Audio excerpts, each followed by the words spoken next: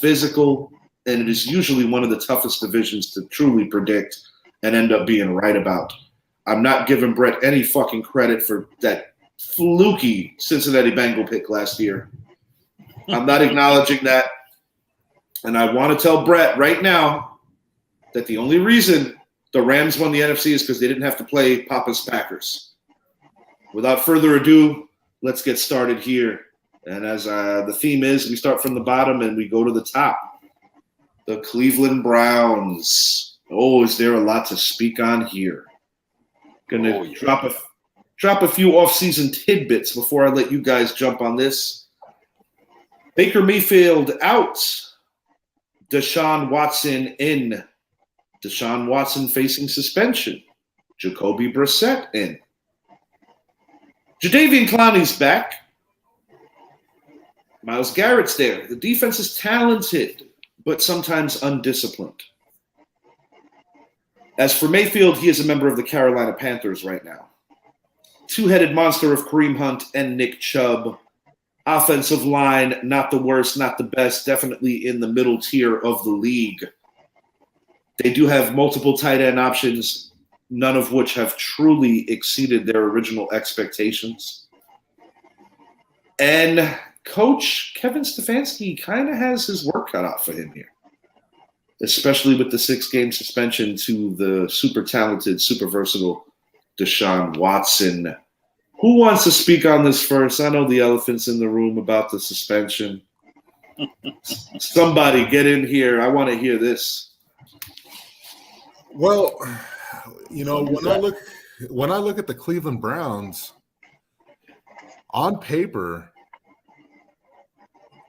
this is a very good team. Mm-hmm. Defensively, they can be one of the best. Offensively, they did bring in Amari Cooper. They do have Donovan Peoples-Jones. They drafted David Bell out of Purdue, who I thought was a steal. And then you bring in the one, Deshaun Watson.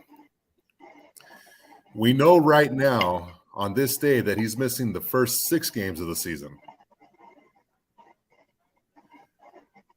But after that, it's kind of like, all right, if you look at the Browns' schedule to start off the year, the Panthers, the Jets, the Steelers, Falcons, Patriots, and Chargers, they can very easily go 3-3. And if they go 3-3 to start the year without Deshaun Watson, that to me is a major victory.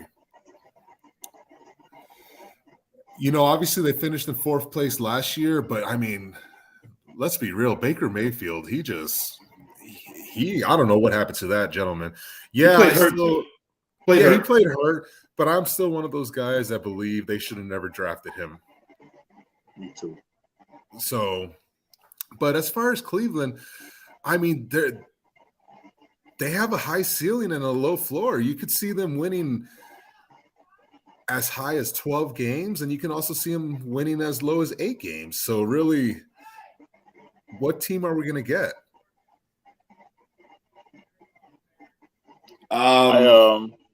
Okay. No, you go. Oh, I agree. I think they'll run the ball. Nick Chubb. That's their strength right there. Nick Chubb. Cooper brings a physical receiver. I mean, he's going to push the defenders back. Mark Cooper's a member of the team. Mm-hmm. Yeah, right. Peoples-Jones across the middle, down the field. People are overlooking Jacoby Brissett. Nah, he's not. You know, he's not a starter, but he can hold it down because of what he has around him. I mean, just don't do anything stupid. He's the defense is stout. Yeah, he's good enough to get them 3-3. Yeah, I say 3-3, and if he gets them to 4-2, oh yeah, you know, watch out. Yeah, I mean, so they could win 12 games, or they could win 8 games. Who knows? We got to see what happens the first 6 games of the season. And you know how the NFL usually do when they give you a 6-game suspension, there's a lot of time they drop your suspension down to 4 games. So who knows? High ceiling. You know. Yeah. Baker, I feel the same way. I think Baker was I just don't trust Oklahoma quarterbacks. I just don't trust them. And he had this ego, and he had everything around him. Yeah, he played hurt. But the previous 3 years, he had everything around him that he needed. Everything. Receivers, offensive line, running back, defense. He had everything. Couldn't get it done. So, yeah. Yeah, and also my only fear with the Browns is we have seen Nick Chubb get hurt already. Yeah. And we, I like Kareem Hunt a lot, but I just worry that they're going to overuse him in those 6 weeks that Deshaun Watson is out, which can actually come back and backfire on them later into the season, especially when we get to the cold winter games. Mm-hmm. He's not every down back. No. He's a monster back. Don't get me wrong. He's one of the best. Yes. But great at what he does.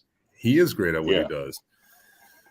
But the Cleveland Browns, they're one of those teams that it's hard to get a feel for them right now because also we haven't seen Deshaun Watson take a snap in over a year.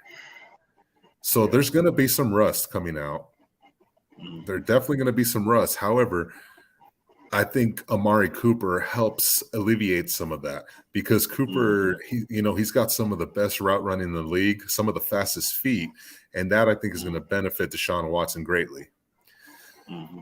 I don't see them finishing in 4th place, but I don't see him finishing in 1st place. I believe, and for me personally, I think Cleveland is going to be the 3rd place team in the division, could possibly sneak into a wild card, assuming the AFC West does in fact beat each other up, as we're all expecting them to do. Now, as far as wins, I'm going to say they're going to be a 10-win team, and I think they could possibly make a late run once Deshaun Watson finally does come back and get his feet wet and he gets, the chemistry down with this offense. But this offense is built for Deshaun to come back and have an easy flow into things. I tend to agree because you got 9 wins, Idris. You got them going for 9. I tend to agree with your assessment because it all starts with the running game, especially with the backup quarterback Brissett. Also with, to your point, a rusty Deshaun Watson. But the free flow coming back in, catching on rather quickly, and I'm assuming studying very much while he's on suspension, watching his team play from a distance. I do think Deshaun's going to come back very motivated, undoubtedly. I'm sure Odell Beckham in the back of his head is like, shit, man, after this injury, mate, will Cleveland take me back now? I like Deshaun. Of course they won't. But it's kind of comical. It really is kind of comical on that level. Defensively, I made mention coming in that while being a very talented unit, they do have coverage breakdowns. They do tend to sometimes overblitz, where I think that kills them in the middle of the field and sometimes on the deep routes. Having said that, my prediction with Brissett is going to be 2-4. And I do think that 2-4 start will prevent them from being a playoff team this year. But having said that, I think they're going to finish at a respectable 9-8. And they will probably finish 3rd in the division. Yeah, I got them finishing 3rd in the division. Actually, no, I take that back. No, I don't take that back. I got them finishing 3rd in the division. 9-8, respectable, 3rd in the division, no playoffs. But Deshaun is going to cement himself in one season as probably the best quarterback they've ever had. Not for nothing. At least in the Super Bowl era. No offense, Bernie Kosar. But he's going to have it rough, man. Because when he goes to Cincinnati, they're going to give it to him. Oh, yeah. Yeah, his rivals, they're going to give it to him in the Pittsburgh. Oh, my God. Pittsburgh's got a defense. It's going to be – no, I'm talking about the crowd. They're going to give it to him. And, and honestly, the reason why I see them finishing 3-3 or even 4-2 to start the season is, all right, they opened the year off going to Carolina. Baker Mayfield's going to be hungry. I have Carolina winning. That's another coincidence the NFL did. I don't think he'll win a starting job, though. I don't think he'll win a starting job. We'll get to that yeah. But then week 2, they have the Jets. Shit and shittier. But no, week 2 they have the Jets at home, which is a game they can win. Jacoby Brissett has won in the league before. Oh yeah. They have, and the defense can hold it down. So I believe they would lose their first game, win their second. Their third week they got Pittsburgh at home. Pittsburgh is introducing possibly Kenny Pickett, or is it going to be Mason Rudolph, while the reports are saying Mitchell Trubisky. That's a game that Cleveland could sneak out. And then they go to Atlanta. Atlanta's going to be bad. Yeah. So they can very easily start the year 3-1, but then they got to play the likes of the Chargers and Patriots, and that's where I have them going 3-3 to start the first 6 games of the year. So, but if I wanted to give them 2-4, but the game that I was really bent on was the Steeler game, and I think they're going to sneak that one out, and that's why I think they finished 10-7 on the year. But if not, then yeah, I would have them 9-8. It's tight with the predictions. I mean, there's both logical reasons why I feel that. For instance, I think the Jets are going to be much improved. I don't think that's necessarily a gimme. I don't think any of them are.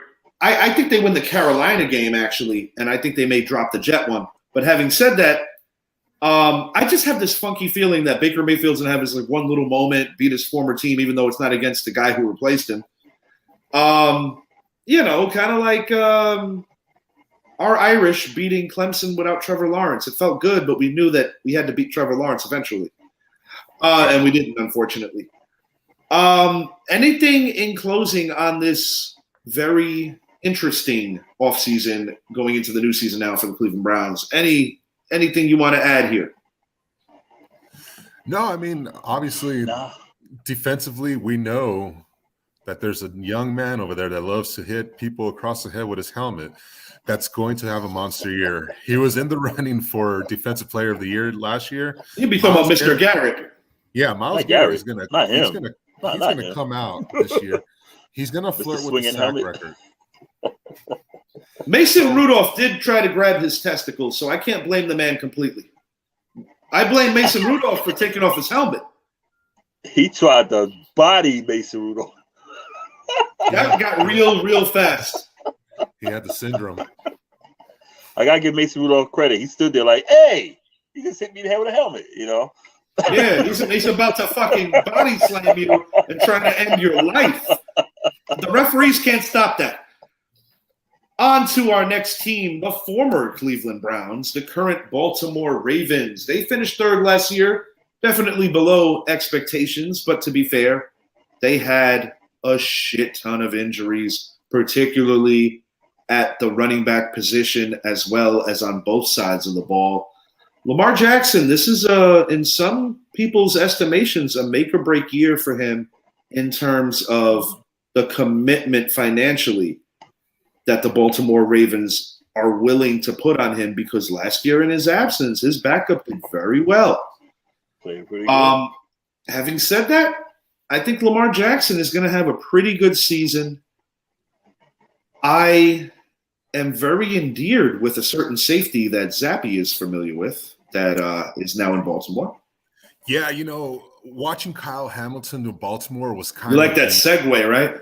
Yeah, and I mean, I love Kyle Hamilton. I love him to death, but it almost felt like a match made. Like that was the team he was supposed to get drafted by. And, you think of Ed Reed. That's what Kyle Hamilton can be. Ed Reed was a bad man, and he has that skill set. He does. Sneaky. So, it's – yeah. I'll get into further into detail with them. I like what they did on both sides of the ball. Now, the big question, not just this particular year, but in years past, has been two things. Can Lamar read defenses consistently and be that pocket passer? And the other part of it is, can he do his thing, even though he has arguably the best tight end in the league right now in Mark Andrews? Can he do it without a number one receiver? Hollywood Brown is now a member of the Arizona Cardinals. And I'll be honest, I never viewed Hollywood Brown as a true number one. No knock on him. Me neither. I think he's a good ball player, but I don't view him as a number one. And Arizona's dynamic offense and the way they do things there, I think he'll shine more, even without D-Hop for the first 6. The point to be made is, can Lamar Jackson completely get it done without a true number one? I don't think Des Bryant's working out this offseason. Sorry, Brett. I know you want to draft him again. You know who fits this team? And it's kind of just random and a guy who's on another team where he doesn't want to be. I'm thinking Brandon Cooks could shine as his potential temporary number one. Just putting it out there, Brandon Cooks is on a very poor Texans team, and he deserves to be in a better situation. Just a player I just kind of grabbed off the top of my brain. There are other ones that potentially towards the deadline. Ultimately, this is my thing. They lost Wink Martindale to my New York Football Giants. Right. They lost Hollywood Brown to the Cardinals. I do like what they did on defense. I do think that they're going to run the ball very effectively and efficiently. I think Lamar's going to have an awesome year. But do I think that they take that next step where they were a couple of years ago when they got close? I've deliberated over this quite a bit. The answer is no. I have a surprising pick here. I've got the Baltimore Ravens going 8-9 and missing the playoffs and also finishing fourth in this division. My thing is Wink Martindale being gone. Yes, sir. That's my thing. I think that's going to be the difference in this season. I agree with what both of you guys said, so I'm not going to add on to that. I'm saying 9-8. I just think the defense was weak last year. They was falling apart, and injuries, of course, but that division's like the AFC West. Man. I like pieces of this team, but as much as I agree with our assessments of Lamar in a recent show, one thing that I will defend him on, he has never truly had a number one receiver. And when you're going to make that financial commitment, or you're at least entertaining it, you got to consider at some point that even though the kid relies on his legs and he can do some dynamic shit, and he has, to Zappy's point, glimpses of being that pocket guy. He has a great arm. He's a great athlete. His backup, did they really lose a beat? That was an alarming thing that we saw last year. I do think that the Ravens will cave and pay the man, but I don't think this is their year. And it might actually scream, hey, get this guy a number one, and maybe that'll happen. But right now, they don't have it. And we touched on this yesterday about quarterbacks. He has to throw from the pocket. And if he doesn't have a number one, he's not going to throw. He's not going to throw from the pocket without a number one. It's the same old game. I mean, they can still run the ball well. They have a good offensive line. They have guys that can shift in and out in a lot of different packages. But longevity is a thing, man. And they don't last. I would be concerned if I was a Ravens fan in terms of his overall health towards the end of the year. Right. I'm going 8-9, and I will say this, and I'm going to say this about every team right now. Every team in this division will win a game against every team in this division. I'm going to get that out of the way right now. I agree. A respectable 8-9, but no playoffs. I got them finishing fourth. I'm going 9-8, no playoffs. So to piggyback off what you said, the one thing we have to remember with the Ravens is they have Greg Roman, their offensive coordinator. They are getting J.K. Dobbins and Gus Edwards back, and they also signed Mike Davis. They drafted Tyler Linderbaum to be their center for the future. Best center in the draft. The best center in the draft. They're going to run the ball. They have to. They have to. It's just defense with me. The defense, I just don't trust it, I still think as good as their O-line is going to be in time and those kids are pro-ready, I still think 9 in the box, no number one, you're going to force Lamar into uncomfortable shit that he's not used to doing, and it's going to show, especially with the defenses in this division. Yeah, and you know, which begs the question, Rashad Bateman was drafted in the first round. It's time for him to show up as a number one receiver. He's got to be that. But I drafted in the first round to be a number two. No, sir. But you look at the defensive side of the ball. It's they have question marks. They did get Kyle Hamilton to help out their secondary. The draft pick that I actually loved was the David Ojobu pick out of Michigan, but he's not playing this year because he ruptured his Achilles. Yeah, that's a shame. That's a shame. The kid's so damn talented. That's what I mean, man. It's just It's tough for this team. I can, however, see Baltimore come November if they are still in the thick of things and they need that receiver. Hey, OBJ, we can really use you. That would make sense. Yeah. But ultimately, I also have them finishing fourth in the division, and I have them with an 8-9 record as well. Very, very interesting. And the funny thing is, and I shit neither one of you, I'm being so honest with both of you, roughly a month and a half ago, I had them winning the AFC. And that goes to show you how quickly I have changed my mind after diving into their roster and thinking about other variables. I have, because you got to remember, the 6-game suspension for Watson versus playing in 10, about a month ago, I thought he wasn't going to play this year at all. And while that still can be a thing, I don't think it's going to be a thing. And that did change a lot of my view on this division. We are now on the team that is tied for the most Lombardi trophies. The Pittsburgh Steelers. They finished third last year, lost in the wild card round in Big Ben's final game in Arrowhead Stadium. Mike Tomlin never had a losing season. One of the most underrated coaches in the NFL.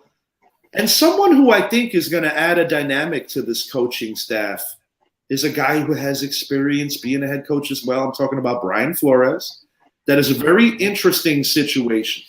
We talked about the Rooney Rule going back to my days on the Jordan Patrick Show when this lawsuit occurred with the controversy involving my New York Giants as well as the Denver Broncos. I have mixed feelings on that. I'm not going to dive into that one right now because we're talking about the football aspect of it. What I will say is Brian Flores is a very good coach, and I do think that in time he will take over for Mike Tomlin. I think there was a plan in place when this happened. And per usual, the Rooney family is always ahead and has always been very progressive when dealing with an issue like this. The Rooney Rule was put in place to give minority coaches more opportunities, but also so in the sense that they're just always ahead of the curve in that regard. Onto the gridiron, onto the roster. I think Mitchell Trubisky, at least going into October, is the starting quarterback for now. It's not going to be Mason Rudolph. I actually believe Mason Rudolph might be cut before the final preseason game. I believe Najee Harris is primed to finish in the top 5 in rushing yards this year. And I'm going to call a season bounce back year for Chase Claypool. I think Claypool is going to have a bounce back year. The funny thing is that normally I would not pick a division winner when I don't necessarily know who their quarterback's going to be in week 17. But I'm going to go out on a limb here and say that I think Mitchell Trubisky survives the entire season as the starting quarterback. And the Steelers have a funny way of always finding their way in a lucky little like last year. It took Jacksonville to beat the fucking Colts and a litany of other shit to go right for them. I am picking the Pittsburgh Steelers to sweep the Cincinnati Bengals this year. The Steelers will finish at 10-7, and 10-7 is going to win them the AFC North. That is my pick.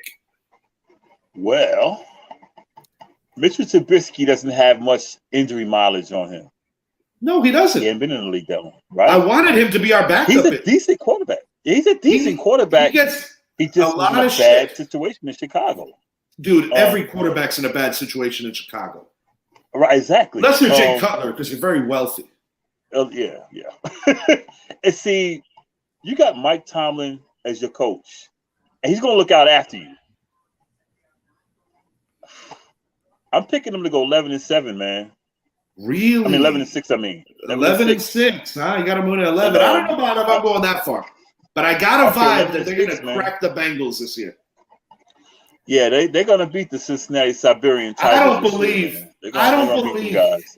believe the Bengals improved their O-line enough. And one thing that Zappy and I both agree on most seasons, even going back to a conversation last year, the Steelers have a very good defense. And Mitchell Trubisky's not going to necessarily win you the game, but I'm more confident that he's not going to lose you the game. He's not going to lose you the game. Run the ball. Back to old Pittsburgh football. Run the ball. Yeah, man. I got 11-6, man. I got one less 10-7 division winners. So I look at the Steelers and I think to myself, where's the hole yet again? And it comes down to one position and one position only. It's the quarterback position. For sure. I agree. Najee Harris is going to have himself a top 5 season for a running back. And if we talk about it from a fantasy perspective, he could possibly be a top 3 running back. Oh, yeah, dude. I froze him in one of my leagues. Now, they did draft Kenny Pickett. He may see the field this year, but that's only going to be if everything's going south for this team. The pick that I loved was George Pickens out of Georgia. I think he is going to bring a dynamic receiver they haven't had in quite some time that is going to allow Chase Claypool to bounce back. And let's not forget, they do have Deontay Johnson as well. Why do you think I mentioned the Claypool bounce back? Because I know that you were going to dive in to that alley-oop. Because I wasn't even thinking about so much Deontay Johnson nearly as much as I was thinking about the fact of Claypool. Because last year, I think Deontay Johnson benefited off of Juju Smith-Schuster being there, albeit a limited time. He got hurt early. Point to be made is I believe that this team under the radar is going to punch some people in the face. And while I don't think they're an elite team, and while I don't think their story goes far into the playoffs, in this particular division, and remember, the Super Bowl hangover is a real thing, and the Super Bowl hangover usually affects the team that lost more so than the team that won. I'm picking the Steelers to win this division, as crazy as it sounds, because once again, a month ago, I didn't even consider it. Yeah, I think with Kenny Pickett – okay, go ahead, Zach. No, I was going to say, and when you look at the defensive side of the ball, they could – quite arguably, they have the best linebacking core in the NFL. Oh, no question. Also, by bringing in Myles Jack out of Jacksonville to team him up with Devin Bush and T.J. Watt. And we didn't even mention T.J. Watt yet. We didn't even mention him. Right. He tied Michael Strahan's single-season sack record. That guy right behind me, that guy, Michael Strahan. Right. It's very I have the Steelers finishing 10-7. Okay. I have them finishing second. Only because I don't trust Mitchell yet. I'm sure we're going to revisit this topic down the road. Like I said, I do agree 10 wins seems like the right number for them.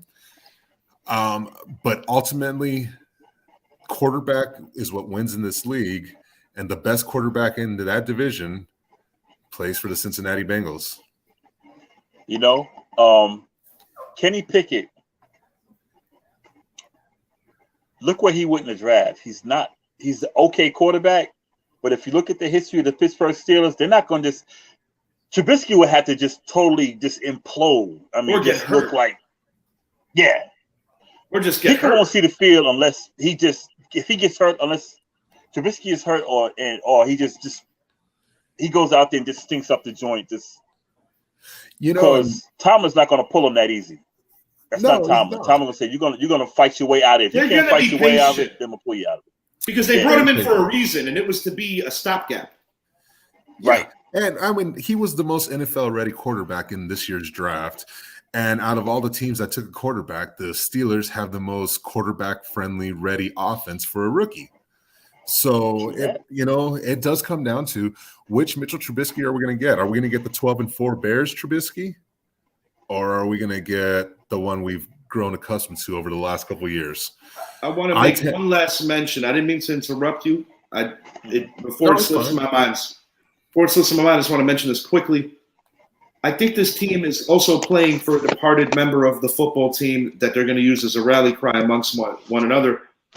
I'm talking about the late Dwayne Haskins, who was a phenomenal player at Ohio State, died tragically. Cause of the death, I don't even want to go there. The point of the matter is that he was a young man, and a young man who wanted to change his life around. And I know that it hit that locker room very hard. And I do think that in the end, it's going to bring this team together, and they're going to dedicate the season to him. That is my personal opinion. No, I absolutely agree. I mean, rest in peace to Dwayne Haskins. So terrible. Oh God, gone way too young. Yeah, the worst. Way too young, and he finally found a team and a home that possibly was going to salvage his career. That's why it's so sad. It really is, and I do hope they go out there and play their hearts out for him. And then we can't discredit the fact that Mike Tomlin, in all the years he's been the head coach of that team, he has never had one losing season. Nah, you can't deny it. It's amazing. I can't see it. I don't see it. I do think, like I said, 10-7. I do think they will be one of the wild card teams. If they get into the playoffs, though, then you have to watch out. It's going to be a quick out for somebody that's a high seeded team in that play, because Pittsburgh, even going back to the Peyton Manning era, when they had those defenses led by Polamalu, led by Joey Porter, et cetera, they are built that way historically, not just talking about one specific season. Yeah. And, it's funny you mentioned that. This is why I have the Steelers in second, but I have that feeling that they're going to be facing the Bengals in the wild card round as a 3-6, and Pittsburgh Tigers. And Pittsburgh goes into Cincinnati and steals the game. That I could see happening.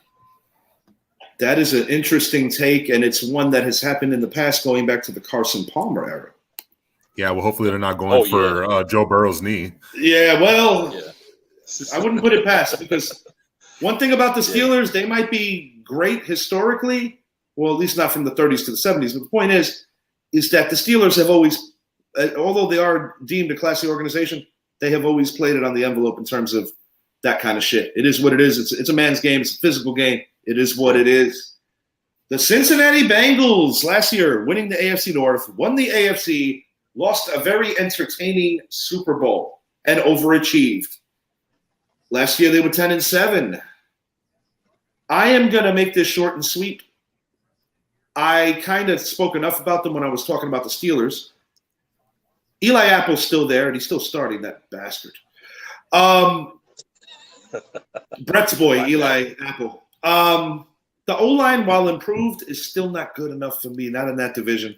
Joe Mixon's going to have a solid year. He always manages to do that. Mm-hmm. And they do have other options in the screen game that are going to help. You can't say enough about their receiving corps. You can't. They have an excellent receiving corps. And while I want to make this very clear, I do not wish injury on any player ever. My fear is that Joe Burrow is going to get banged up this year. Really, potentially, damn. Because I remember when they drafted Jamar Chase, and I understand why they did it. There's a history there. But I wanted them to take Penny Sewell when I was thinking about that kid's future. And they did take the receiver, and it had quick results. But at the end of the day, especially in a division like that, I think it really starts at the O-line. I've got the Cincinnati Bengals going 3-3 in this division, 10-7 overall, missing the playoffs because of tiebreaker variables with the Steelers. And I do think that they're going to run into some trouble against some of the other AFC's heavy hitters. 10-7, no playoffs, just missing it. 8th best team in the AFC. You need to be in the top 7. I agree. I say 3-3, 10-7, miss the playoffs. And I'm going to continue to call them the Cincinnati Siberian Tigers because of the white uniforms they're going to be wearing this year. They're nice, though. I like them. Looking like the Siberian Tigers this year. Yeah. I was surprised Joe Burrow made it through the season last year. That guy got knocked around, dude. Even in the bowl, dude, I thought they knocked him out of the game. He got knocked around. He got knocked around. His toughness kept him because it's he used to play defensive back. He converted the quarterback. Yeah, the kid has a tough guy. But even tough guys get hurt, and I'm afraid that he might get rattled this year, man. I hope he doesn't, but. When he goes, so goes the Bengals. It's over for him. I couldn't agree more. I expect a huge year out of Jamar Chase. Tyler Boyd's going to be a factor. They have a hell of a receiving corps. I also like their tight end, but I just don't like them in this division. I think it's going to work out in a weird way, and I do kind of put value into that Super Bowl hangover. You look at the track record over the last 15 or so years. Very rarely does the loser of the Super Bowl make the playoffs the next year. The Kansas City Chiefs. Myles Garrett is coming with his helmet. Yeah. The Kansas City Chiefs defied that odd. The New England Patriots defied that odd. But more times than not, the Super Bowl hangover is a very real thing. And as Giant fans, we can speak on that. So I'm going to agree, and I'm also going to agree to disagree on a few points. So when we think back to last year, obviously, yes, their offensive line was a big question mark. And that was the reason why in the second half of the Super Bowl, we saw Joe Burrow get sacked 6 times, including the game-winning sack by Aaron Donald. If he had half a second more, the Bengals are winning that game. Absolutely, with Shooter McPherson. I completely agree. And then you look on the defensive side of the ball, their biggest question marks were in the secondary. They have Jesse Bates holding out right now, but the Bengals did cover themselves. On the defensive side, all right, Jesse, you want to hold out? We're going to go draft Jackson Hill from Michigan. Good ball player. A very good ball player, and I think he is the perfect player to step right in, and they won't skip a beat. Eli Apple, let's just stop talking about that guy because that's Brett's boy, man. That is Brett's boy. That's Brett's boy, man. He's going to get replaced. I see Cam Taylor-Britt replacing him fairly quickly, their second-round pick. Yeah. Now, what I do like about the Bengals is while you don't think they did enough on the offensive line, I actually think they did. Bringing in Alex Kappa, a Super Bowl winning guard from the Buccaneers, I thought that was a great one because that guy has played some great football for the Buccaneers. And then going and getting Ted Karras, the center from the Patriots, that's 2 interior linemen right there that are going to help out because that's where they had their most strugglers was in the interior side of things. And then they took La'el Collins from Dallas. You're more than welcome to have him. But I also think La'el Collins needed a change of scenery. And I think that's going to benefit him. He did. As far as the Super Bowl hangover, that's always been the thing, but I just can't see it this time because there's that swag about Joe Burrow that he has, and he's got arguably the best receiving core in the NFL. They brought in Hayden Hurst. He's got Joe Mixon, who's been running great the last couple of years. Samaje Perine does great as his backup. They have all the pieces. And like I said before, the reason why I think the Bengals win this division is because of one reason, and that's Joe Burrow. I am expecting the line to make drastic improvements.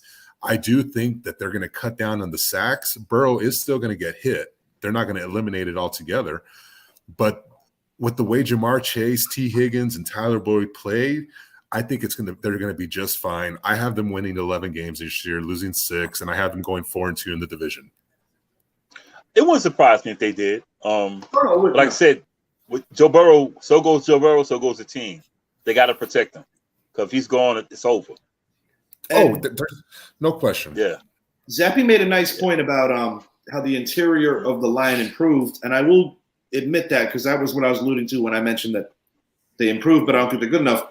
My concern is actually not necessarily the interior right now or anymore because last year it was exposed. My concern is more so actually the tackles. Because last year, I don't necessarily think the tackles did such a great job. I just think it was more so the fact that everybody was able to exploit that middle. Now I believe the tackles might be where the exploitation is going down. And you have a lot of dynamic defensive ends, not only in that division, but in the league in general. I don't wish injury on anyone. I made that clear because Lord knows our Giants have been one of the most injured teams over the last few years.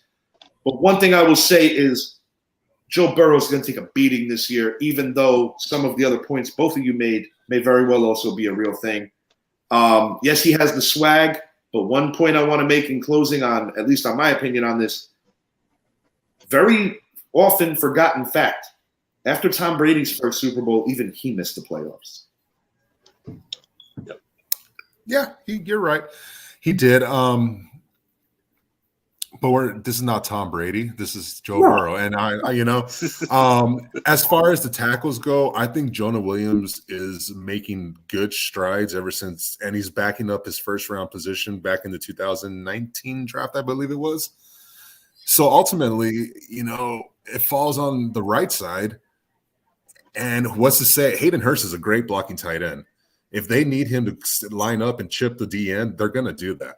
They're going to give Burrow the time because Jamar Chase gets open that quick. Yeah. So and obviously you're getting 3 new linemen to start on your offensive line. That's a lot, especially when it comes to chemistry. But I just think they added the right pieces to make it work, personally, and I think they're gonna be just fine on the offensive side of the ball. Defensively, I mean, with Hendrickson alone rushing, I mean, he's a guy that never gets talked about, and this dude is always up there in sacks. And I think he's going to have another great year bringing back DJ Reader. That's going to help them a lot as well. It's just really hard to discredit this team. And then I just can't see the Super Bowl hangover with them, not this team. And I look at the way they lost the game. They were that close. And they didn't blow a 25-point lead. They were right there neck and neck with the Rams the whole way. It was a great dogfight. The one play in that game that was missed was the push-off. I do think that game would have been a little more, not lopsided, but a little more wide if the refs didn't miss the call. But refs miss call on holding every play, so I'm not going to cry about it. Yeah. Just my assessment of what I noticed. But you may very well be right, and it's more than a safe pick. I mean, after all, they did go to the Super Bowl last year. I just got a vibe about these Steelers this year. And I have that same vibe. Day, that will be revealed. Yeah, and like I said, the only thing that's holding me back from picking the Steelers to even be a 12 or 13 win team is the quarterback position. And that's it. You guys did a great job. This was a lot of fun. This particular division, in my opinion, is going to be it is the toughest one to predict. I look forward to getting this out to everyone. As usual, a great job. And in closing, I want to hit you with this real quick. These are my picks. Where did it go? Oh, boy, I didn't save it, so bear with me. You guys chat for a second. I'm just putting something up. What kind of picks are we talking about Cincinnati. Here? Yeah, I think they can win it. I'm picking – I got faith in Trubisky, man, because of Tomlin. And I think they're going to be able to work properly. And it's not like he's some new kid. I mean, I say to myself, do the Steelers have more than what he had with the Bears? I'm going to say yes, and he took that team to the playoffs. Coaching, personnel, everything. It wasn't Mitchell that lost that game. It was Cody Parkey. Oh, God, yeah. So, the Eagles, shit. Chip shot. Yeah. Chip shot. And somehow and that started another curse for the Bears. Yeah. Indeed. Yeah. Yes, indeed. No, it's definitely – I mean, this division is right up there with the AFC West, and it's a hard division to grade. It's a hard division to pick, and you really just got to go off your instincts on this one and what you trust, I got a question for both of y'all. Yeah, man. Hypothetically speaking, I know it's a long shot. Cleveland. Jacoby Brissett goes 5-1. What do you do? You start Deshaun Watson. You still got to start him. Yeah, you can't. Jacoby Brissett for a fucking draft pick because everyone's gonna be like, there'll be some quarterback out there that's failing miserably that got too complacent. Somebody's gonna want to take a shot on Brissett. But you're talking about the Cleveland Browns, man. So what have you done for me lately, league? You're talking about the Cleveland Browns. You didn't pay Deshaun Watson that contract. Historically, about the Cleveland Browns. Each franchise, these are my four right here. Anthony Munoz of the Cincinnati Bengals, Ray Lewis of the Baltimore Ravens, Mean Joe Green of those 70 Steeler teams, and the great, polarizing, phenomenal Mr. Jim Brown. Those are my four favorite, my four best of each team. You could, of course, debate. You could make a case for Ed Reed instead of Ray Lewis. There ain't no disputing Anthony Munoz in Bengals lore, not in my opinion. Nobody else was that good for that long. Jim Brown was that dude, in my opinion. Right behind Munoz, I would put Ken Riley. Ken Riley? Right behind him. Yeah. Should be in the Hall of Fame, though. And maybe out of loyalty for New York, maybe I would consider putting Boomer at minimum in the top 5. I mean, he got so close to beating Joe Montana, so close. But Mean Joe Green, that dude, that was that dude. He's the one that started the stunt. Yeah. Stunt, man. That was his thing. Lining up sideways. That was him. So one of I agree with Anthony Munoz. You cannot give me another Bengal right now. No. We might, maybe it could be Joe Burrow down the road. Could be Jamar Chase. Right now it's Munoz. It's Munoz. Gotta be Munoz. Ray Lewis, what he meant for that organization. I'm sorry, like you can't replace that. He was great with Ed Reed. Single-handedly got into my team's head in Super Bowl 35. The only Super Bowl my team has ever lost. Jim Brown, I mean, come on. There's been no other Cleveland Brown to do it. No, Jim Brown. And back then, it was a different time for them where they were an elite team. So I love and the league was built to stop the run, too. It was built to stop the run, and they couldn't stop him. They couldn't stop Jim him. Brown was next level. And he retired early to do other things. He could have played longer. And I love Mean Joe Green, but I also think back to the Steelers of the 90s with Kevin Green, Levon Kirkland, Greg Lloyd, and Chad Brown. Kevin Green was crazy. Both of those guys were in the expansion draft and went over to Carolina. My cousin Mario never had a team when he was around 10, 11, 12 years old. I was a few years older than him. So he followed the Giants. He followed the Steelers because he was a defensive player. My dad coached he and I. Anyway, long story short, that's how he adopted the Carolina Panthers to be his team. To this day, was because of those two players that Zappy just mentioned. Yeah, I mean, all four of those linebackers. It was just Kevin so Green beautiful was to watch. Kevin Green was an animal. I mean, when that guy. I liked him, but I love me some Kevin Green. Kevin Green was crazy. He even crossed over into wrestling. Personality. Yeah.